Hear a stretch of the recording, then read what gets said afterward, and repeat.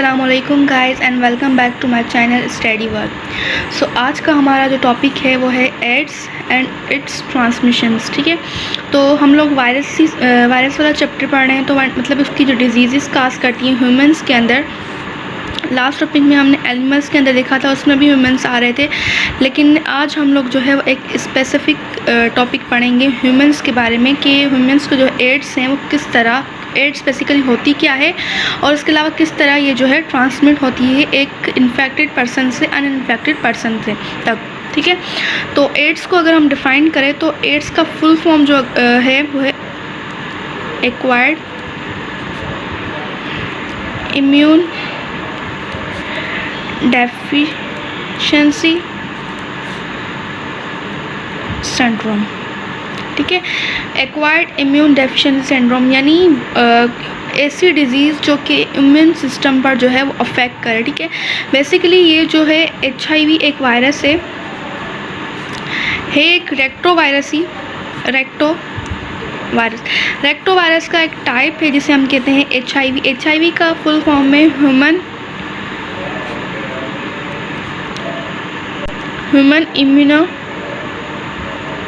Immune deficiency virus, यानी वो virus जो ह्यूमन की जो इम्यून सिस्टम है उस पर अफेक्ट करे, तो उस वायरस को हम कहते हैं HIV। और वो कौन सी डिज़ीज़ काज करता है, उस डिज़ीज़ को हम लोग कहते हैं एड्स। ठीक है, तो बेसिकली एड्स जो है वो किस तरह फैलती है, फॉर एग्ज़ाम्पल हम लोग यहाँ पर देख लेते हैं कि एड्स जो है वो एक स्पेसिफिक सेल है इम्यून सिस्टम का जिसे हम कहते हैं T4 सेल या हेल्पर सेल। इस सेल पर जो है ये वायरस डायरेक्टली अफेक्ट करता है। क्यों अटैक जो है इसी सेल पर करता है, क्योंकि ये एक ऐसा नेसेसरी जो है टाइप का सेल है जो कि ना सिर्फ हमें दूसरी एनिमल्स या डिजीज़ जो हैं वो काज करते हैं जो ऑर्गेनिज्म उनसे बचाता है, बल्कि जो है वो दूसरे जो इम्यून सेल्स हैं उन्हें भी जो है सिग्नल पहुंचाता है कि कौन कौन सी चीज़ें जो है हमारी बॉडी के अंदर आ गई हैं जिसे हमें किल करना है। ठीक है, तो ये सेल जो है फॉर एग्ज़ाम्पल किस तरह जो है वायरस इस पर अफेक्ट करता है। फॉर एग्ज़ाम्पल ये एक T हेल्पर सेल है। ठीक है, THT हेल्पर सेल है। ठीक है, उस T हेल्पर सेल के ऊपर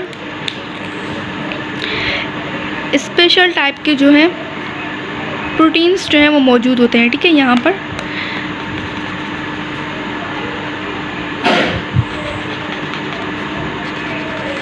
ये जो है इनके अंदर T हेल्पर सेल के प्रोटीन। अब अगर हम लोग इससे पहले के लेक्चर को जो है आगे बढ़ाएं, हम लोग पहले जो है वो वायरस का जो है स्ट्रक्चर देख लेंगे। फॉर एग्ज़ाम्पल जो है रेक्टो वायरस जो है वो इस तरह से इसका स्ट्रक्चर है। ठीक है, तो रेक्टो वायरस के ऊपर जो है वो एक इन्वेलप मौजूद होता है। हमने पढ़ा था कि इन्वेलप जो है एक एक्सेसरी स्ट्रक्चर है जो कि किसी भी होस्ट सेल है उसे इन्फेक्ट करने के लिए जो है वो यूज़ होता है। ठीक है, तो रेक्टो वायरस जो है वो एक इन्वेलप्ड वायरस है जिसके अंदर इसके जो कैप्सिड लेयर है, ये कैप्सिड लेयर है जो कि प्रोटीन्स की बनी होती है। उसके बाहर जो है एक इन्वेलप मौजूद है जो कि होस्ट सेल को जो है किल या फिर जो है उसे ख़राब करने के लिए यूज़ होता है, जो कि ग्लाइकोप्रोटीन्स का बना हुआ होता है, ग्लाइकोप्रोटीन्स। ठीक है, ग्लाइकोप्रोटीन्स जो है एक स्पेशल टाइप की जो है वो प्रोटीन्स जो है इसके जो इन्वेलप है उस पर मौजूद होती हैं जो कि होस्ट सेल से अटैच होने में या उन्हें ख़राब करने में हेल्पफुल रहती हैं। ठीक है, वायरस के लिए।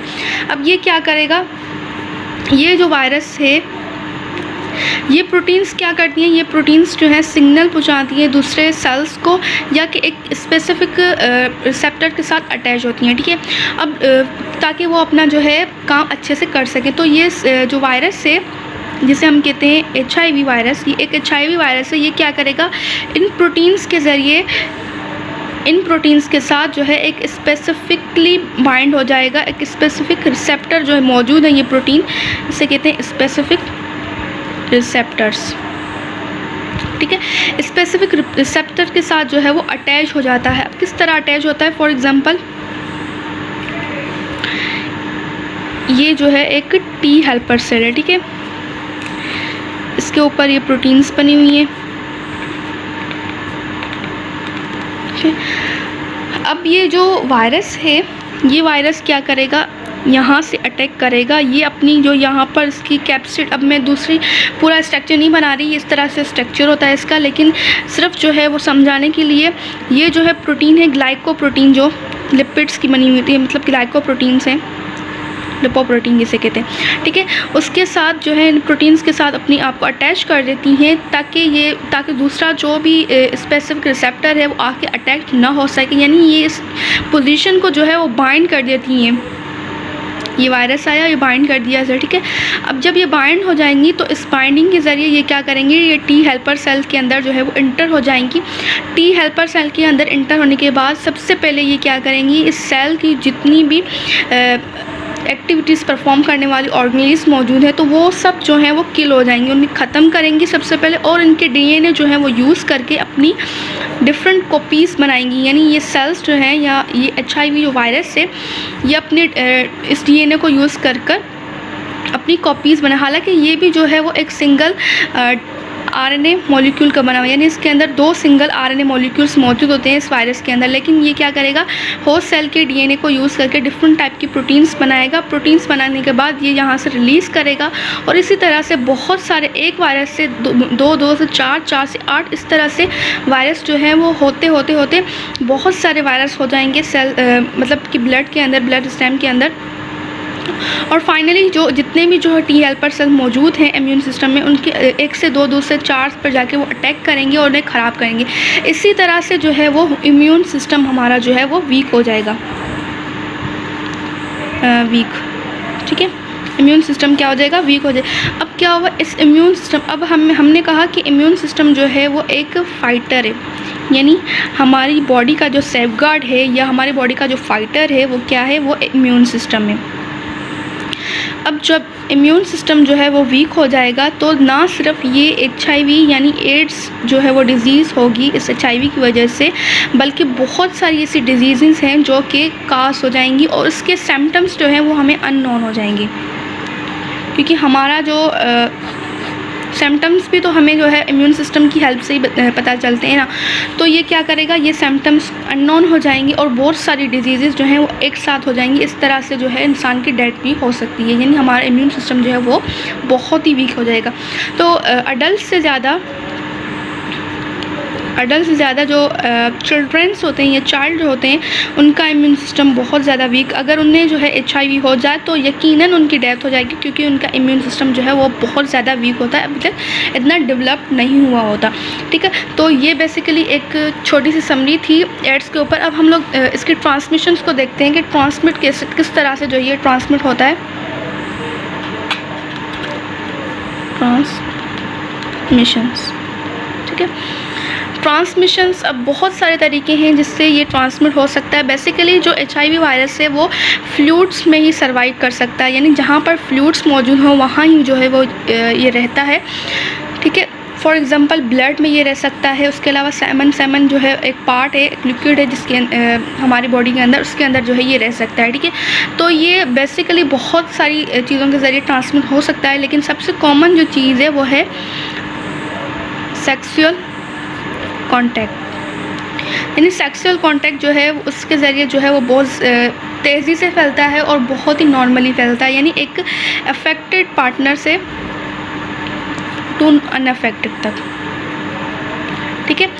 उसके अलावा किस तरह से जो है ये फैलता है, फॉर एग्ज़ाम्पल जो लोग ड्रग्स लेते हैं, जो लोग ड्रग्स के आदी होते हैं तो उनका इम्यून सिस्टम ऑलरेडी बहुत ज़्यादा वीक हुआ होता है, क्योंकि वो ड्रग्स लेते हैं, अननोन जो है मेडिसिन्स वगैरह जो है वो लेते हैं जो कि इम्यून सिस्टम को डिस्ट्रॉय कर सकती हैं, ये डिस्ट्रॉय कर देती हैं। तो उनकी इम्यून सिस्टम ऑलरेडी वीक है, तो HIV जो है उन्हें HIV को जो है वो मेहनत इतनी नहीं करनी पड़ती इन्फेक्ट करने के लिए, वो डायरेक्टली जाता है और डायरेक्टली जाकर T लिम्फोसाइट या T4 सेल्स जो हैं उन्हें किल कर देता है और अपनी न्यू कॉपीज़ बनाना शुरू। तो ड्रग्स पर्सन जो है, अब ड्रग्स लेने वाला जो पर्सन है उसके ब्लड के अंदर तो जो है वो HIV हो गया। अब ये ब्लड जो है जब ट्रांसमिट करेगा दूसरे बंदे तक, जिसे ब्लड की जो है वो ज़रूरत होगी, तो मतलब कि इस बंदे से दूसरे बंदे तक भी ये डिज़ीज़ इजीली ट्रांसमिट हो जाएगी, ठीक है।